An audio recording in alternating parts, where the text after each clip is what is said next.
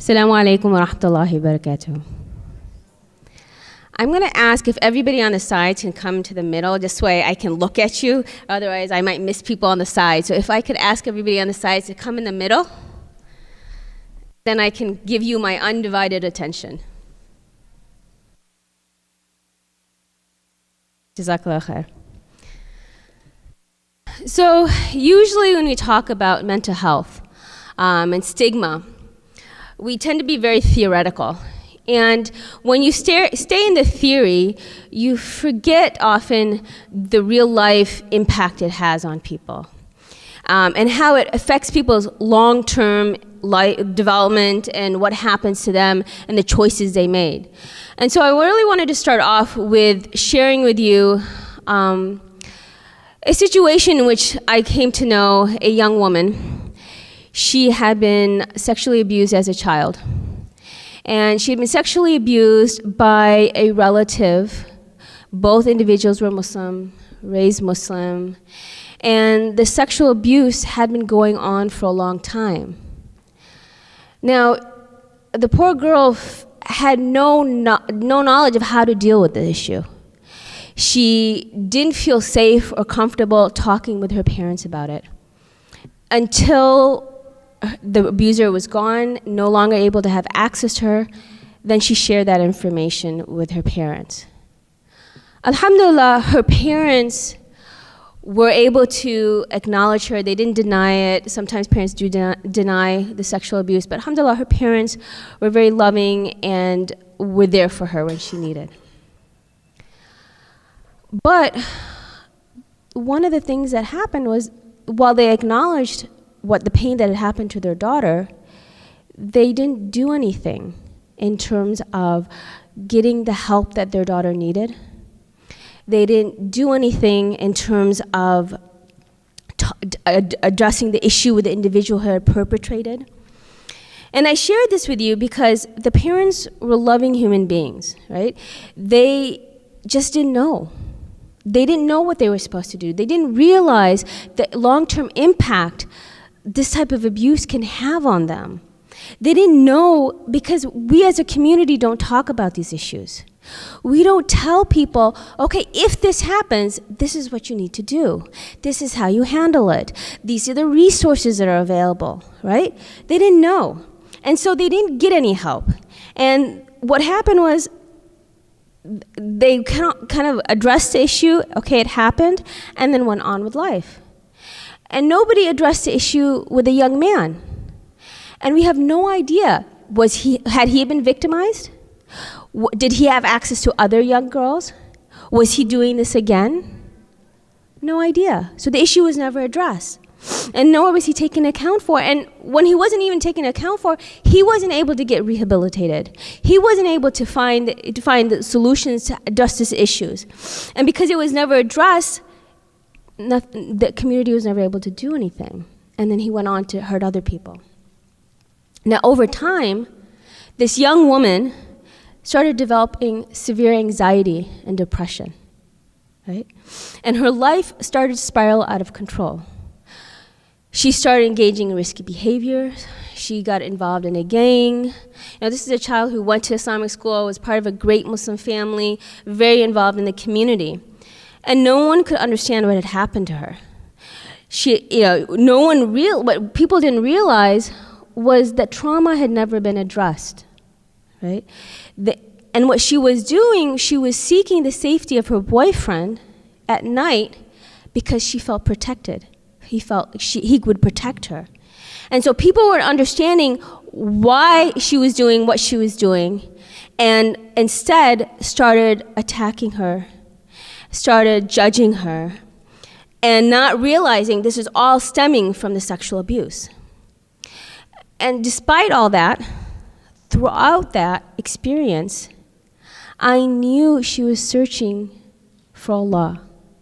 She was desperately wanting to connect with Allah and really loved Allah with all her heart, but she was just struggling. Our lack of mental health literacy within the community, combined with the stigma of mental health, really contributed to her situation. Her parents may not have sought help because, one, they didn't know, but also the issue of, well, what would people say? Would this cause problems within our family if we address the individual, right? If we asked him to take for account. What would people say about our daughter? Would she be able to get married afterwards? These fears are examples of the impact of stigma. And what we found was, because that stigma wasn't addressed early on, this young woman's life was forever impacted. Either way, it would have been impacted, but how she dealt with it and how she was able to get her needs addressed and go through the trauma, it wasn't addressed. The thing is, while these issues are going to continue happening, trauma will continue to happen within our community, we as individuals and in the community can help address this issue, right? Allah subhanahu wa ta'ala reminds us, Allah will not change the condition of a people until they change what is within themselves, right? You and I have the ability to increase our knowledge and understanding of mental health. You and I have the ability to channel our empathy and compassion to reduce mental health stigma amongst our family, friends, and community. You and I have the ability to build support for individuals struggling with mental health issues. How can we do this? 4 ways. Okay? First, by beginning to acknowledge the reality. Muslims experience mental health issues, period. Just because we're Muslim doesn't mean we have some Superman cape that prevents us from being impacted by mental health, right? Why else did the Prophet ﷺ encourage us to make the following dua? Allahumma inni a'udhu bika min al-hammi wal hazan, right? Oh God, I seek refuge in you from worry and sadness, right? These 2 emotional challenges, anxiety and depression, are realities of the human experience. And the Prophet encouraged us to seek Allah's help in tackling them, right? Her parents never thought about addressing sexual abuse. They didn't tell her what are the different issues. If somebody touches you, what do you do? What is okay, what is not okay? What are the steps of action? Her parents didn't know. And we as a community don't tell people and talk to people about these issues. We don't have these conversations. I mean, how many of you have had that conversation either with your child or with your parents? Right? What is acceptable, what is not acceptable? How many of you have had conversations about drugs? Right? Even though we know 1 in 2 Muslim students have used alcohol. 26% of Muslim students have actually tried different drugs. Do we have those conversations? Do we have those programming in the masajids? Part of acknowledging that reality is realizing that it can happen to me, it can happen to my kids, it can happen to my loved ones. So first thing is realizing that just because we're Muslim, we're not immune. Second thing, knowledge is power. Right? We need to have basic understanding and knowledge about depression, anxiety, eating disorders, mental health issues. We need to have that mental health literacy so that when it does happen in front of us, we can catch it, and we can catch it early on. When we're able to catch it early on, the prognosis is so much better. It's less complicated. You're able to recover faster. The Family and Youth Institute, which is this institute that I'm director of, we do provide that information for the community. We have an email. If you go to our website and you sign up for our emails, every week we send articles Monday through Friday, helping the community understand what the issues are in terms of mental health, in terms of relationship, in terms of emotional health and well-being. We provide articles for you so that you can be more knowledgeable, that you can use that knowledge to help understand what the issues and challenges are, identify them early, and do something about it. For those of you who are interested, if you go to the website, it's www.thefyi.org. Again, it's www.thefyi.org. Now, not only should you read the articles and keep an eye out for your family, but also share those articles. Share information about mental health. Because the more you share information, you're helping to destigmatize the information. You're helping to start a conversation about these issues. You're helping to raise awareness that these issues do exist, this is what it looks like, and this is what you can do about it. So, second thing was knowledge is power. Get people educated and educate yourself. The third thing is have compassion. While you increase your knowledge about mental illness, see beyond the illness. See the person and don't get stuck by the label. Right? If you reduce the individual to the illness, oh, that person got bipolar, oh, that person is schizophrenic, that label becomes that individual. See beyond that. One of the things is, while you acknowledge the struggle, you also need to see the humanity of the individual. So at one time, the Prophet one of the companions of the Prophet sallallahu alaihi wasallam, Nu'ayman ibn Amr, he was someone who struggled with alcohol. And before, one thing to remember is he was at Badr.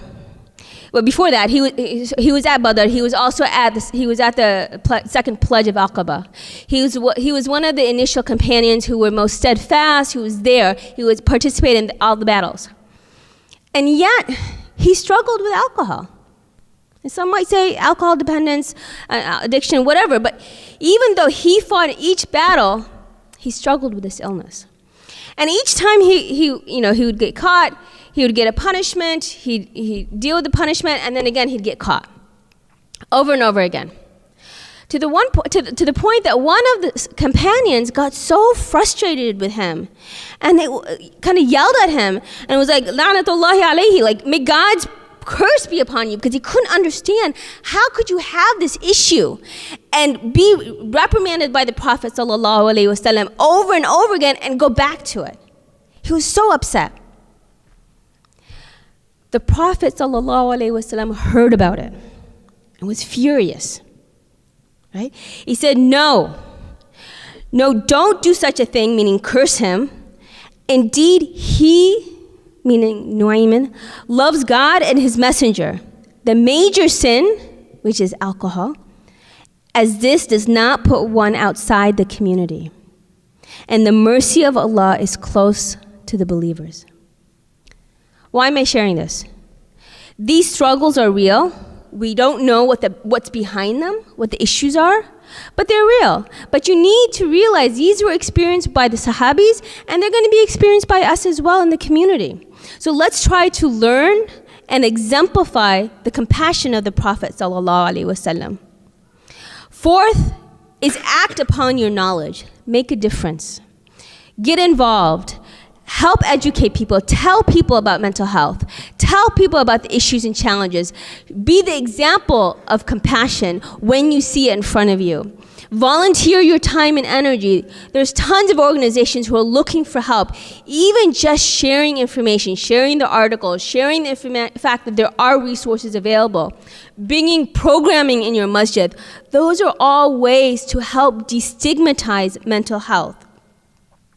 One of the things that masajids can do is make sure at your masjid you have a resource list of where people can go to get help. You can have khutbahs on the topic. You can have lectures on the topic. You can also identify additional resources that people can get help from. You need to have those resources for the community so that community members know where to go, how to get help, and give these resources available to psychologists and social workers and mental health professionals so that they know how to work with Muslims if they do come to them, right? So that's the fourth area. So what I would like to tell you guys is with mental health, and Dua is going to talk about wellness, but with mental health stigma, it's important for us to really take it seriously because as I mentioned earlier, people's lives can get messed up if we are not able to identify the issue, that they get help and support and find the resources. And for each one of us, we can make a difference. We can do something about reducing mental health stigma.